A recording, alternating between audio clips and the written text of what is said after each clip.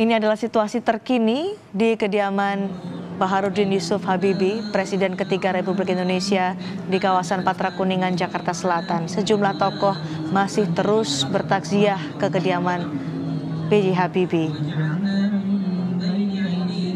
Jenazah Presiden ketiga Republik Indonesia B.J. Habibie saat ini disemayamkan di ruangan ini yang berada di bagian kediaman B.J. Habibie. Ini adalah situasi saat ini yang terjadi di kediaman Baharudin Yusuf Habibie, Presiden ketiga Republik Indonesia. Kita bisa melihat sejumlah tokoh masih berada di sana dan juga masih terus berdatangan untuk memberikan penghormatan terakhir kepada Presiden ketiga Republik Indonesia. Tampak anak atau putra pertama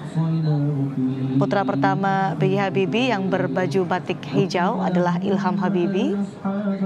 Kemudian juga ada kerabat yang lain kalau kita melihat situasi di sana.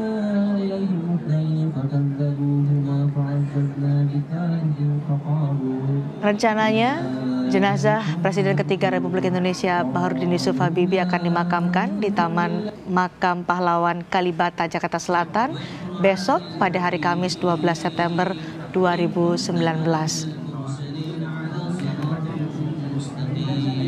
Dan dimakamkan selepas zuhur, dan rencananya Presiden ketiga Republik Indonesia B.J. Habibie akan dimakamkan di samping makam Ibu Ainun di Taman Makam Pahlawan Kalibata, Jakarta Selatan.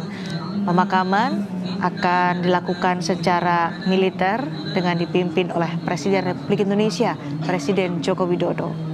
Yang Anda saksikan saat ini, saudara, adalah situasi terkini di kediaman Presiden ketiga Republik Indonesia B.J. Habibie di Patra Kuningan, Jakarta Selatan, tempat disemayamkannya jenazah B.J. Habibie yang tutup usia pada pukul 18:05 sore tadi.